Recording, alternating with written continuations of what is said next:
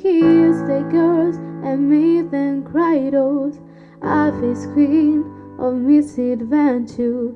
God know what is hiding in those weak and sunken heart. I fought with strong commuting angel, giving love, getting nothing back. Oh. Chiara è nata come una cantante, fin da piccola avevo la passione per la musica, ho iniziato da un coro e poi ho iniziato a prendere lezioni private.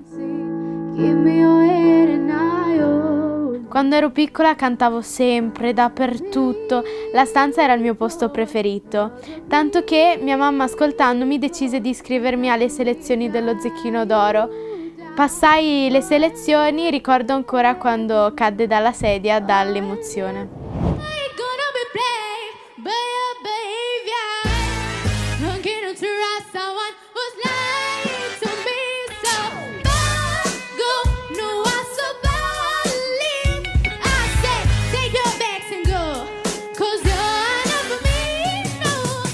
Arrivai fino alla selezione finale allo studio televisivo Antoniano di Bologna. Purtroppo non la passai, però rimase per me sempre una bellissima esperienza, soprattutto a quell'età.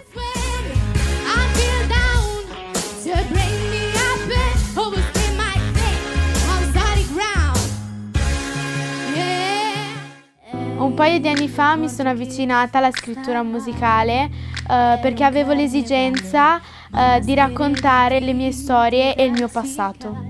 È proprio così che è nato il mio primo inedito, La mia cura. Quando raccontavo i miei successi, ogni cosa io dicessi, mi insultavano gli stessi.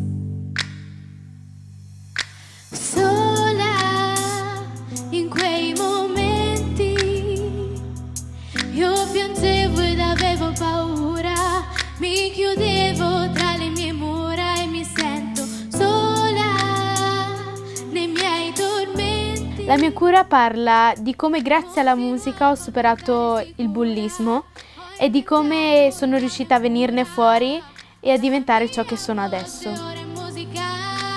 Voglio dire ciò che sento, la mia strada ora è unica, ho imparato. Progetti futuri, sicuramente perfezionarmi nel canto e anche nel pianoforte, che è uno strumento che mi sta aiutando molto in questo periodo e mi piace molto.